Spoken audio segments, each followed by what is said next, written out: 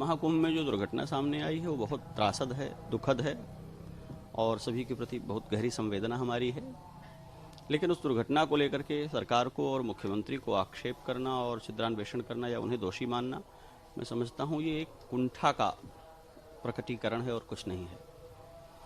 जितनी भीड़ प्रयाग में हो रही है और जितने बड़े पैमाने पर यहाँ आने वाले लोगों के लिए व्यवस्थाएं निर्धारित की गई हैं, उसको देखते हुए ये अपूर्व है। इसके पहले भी ऐसी व्यवस्था नहीं हुई है और आगे भी हम इसकी कल्पना नहीं कर सकते हैं। असाधारण भीड़ है, आई हुई जनता भक्तिभाव से, श्रद्धा से भरी हुई है और वो सारे लोग सामान्य नागरिक नियमों का पालन भी नहीं कर पा रहे हैं, जिसके कारण ये परिस्थिति सामने आई है। मुख्यमंत्री से इस्तीफा मांगना गहरी कुंठा है और कुछ नहीं है और बहुत हम लोगों के लिए लज्जास्पद है। एक महत्वपूर्ण पीठ के व्यक्ति को, एक बड़ी पहचान के व्यक्ति को इस तरह की ओछी बात नहीं करनी चाहिए। अगर योगी आदित्यनाथ जो महीनों पहले से आकर के महाकुंभ मेले की व्यवस्था को सुनिश्चित कर रहे हैं, देश भर में घूम करके इस कुंभ की महिमा को बढ़ा रहे हैं, भारतवर्ष और उत्तर प्रदेश की महिमा को बढ़ा रहे हैं, संतों के ऊपर मुख्य पर्वों पर हेलीकॉप्टर से फूल बरसा रहे हैं, अगर उनके काम और उनकी व्यवस्था के प्रति हमारा संदेह है और हमारी निष्ठा पक्की नहीं है, तो कौन है जो यहाँ आकर ठीक कर देगा? यदि योगी आदित्यनाथ अच्छे मुख्यमंत्री नहीं है महाकुंभ की व्यवस्था को लेकर के, तो नाम बताना चाहिए कौन है। इतने बड़े समाज को, इतने बड़े प्रांत को, इतने बड़े मेले को, जिसको यूनेस्को मानवता की अमूर्त सांस्कृतिक धरोहर कह रहा है, उसके रूपायन करने वाले शिल्पी को आप कह रहे हैं आप इस्तीफा दे दें, दूसरे किसी को बना दीजिए। किसको बना दें? और जो कह रहा है दूसरे किसी को बना दें, वो स्वयं बनकर जरा ठीक कर दे इसे। अपना मठ चलाने में, अपना शिविर चलाने में, अपनी व्यवस्थाएं चलाने में लोगों को लाले पड़ जा रहे हैं व्यवस्थाओं के। और सबसे घनी आबादी वाले एक राज्य का मुख्यमंत्री दिन रात एक करके पूरी व्यवस्थाओं को लगा करके यहाँ सेवाएं दे रहा है और आप उस पर आक्षेप कर रहे हैं, उसके प्रामाणिकता पर, उसके काम करने की शैली पर प्रश्न उठा रहे हैं। आप समाज में अराजकता फैला रहे हैं और लोगों को बरगला रहे हैं। हमें अपने दिन भूलने नहीं चाहिए। सड़कों पर घसीट करके जब लाठियों से पीटा गया था, उस मुख्यमंत्री से इस्तीफा लिया था क्या? पालघर के निहत्थे साधुओं को दौड़ा करके मार डाला गया था, उस मुख्यमंत्री से इस्तीफा लिया था क्या? अयोध्या में निहत्थे राम भक्तों को दौड़ा दौड़ा करके गोली से भून दिया गया था, उस समय इस्तीफा लिया था क्या? योगी आदित्यनाथ से इस्तीफा चाहिए। इतनी राजनीति में रुचि है तो आइए राजनीति करिए। इस देश में मुख्यमंत्री जनमत से बनता है, वोटिंग से बनता है, सांगठनिक और संवैधानिक योजना से बनता है। अपने मन से मुकुट पहनकर चांदी की कुर्सी पर बैठ जाने से कोई मुख्यमंत्री नहीं बन जाता है। आप कह देंगे और मुख्यमंत्री पद छोड़ देंगे। ये बातें समाज को दिग्भ्रमित करने के लिए कही जाती हैं। ये गहरी कुंठा से पैदा होने वाली बातें हैं। मैं मुख्यमंत्री का प्रचारक नहीं हूं, लेकिन इस महाकुंभ के मेले को देखते हुए, जिसमें रत्ती भर भी कृतज्ञता है और मानवता बोध है, वो उनकी वाह कहेगा, उनकी प्रशस्ति करेगा। दुर्घटनाएं संभावित होती हैं, हमको, आपको, सबको ये बात पहचाननी चाहिए।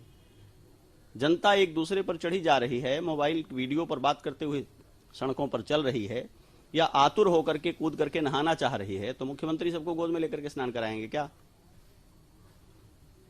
और इतनी चिंता यदि है तो अपनी भूमिका तय करनी चाहिए। हम क्या कर रहे हैं इस मेले को ठीक करने के लिए?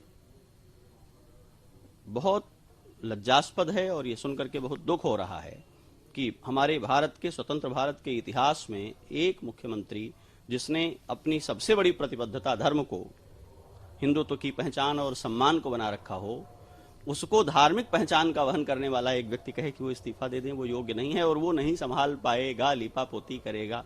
अब भाषा सुनिए, यही भाषा होती है। यही बोल करके समाज को हम सिखाएंगे बोला कैसे जाता है, बात कैसे की जाती है। आपको क्रोध भी हो तो आपके लहजे में, आपके चरित्र की, आपकी वाणी की बात जो है प्रकट होनी चाहिए। आप असहमत भी हो तो आप असहमत हैं तो बात करिए, अपनी असहमतियां रखिए। महाकुंभ के इस बीच में जब विश्व हमें देख रहा है, पूरा भारत उमड़ करके यहाँ आ रहा है, तो आप अराजकता फैला करके, लोगों को डिमोरलाइज करके, लोगों के बीच में अविश्वास भर रहे हैं। मुख्यमंत्री को इस्तीफा दे देना चाहिए।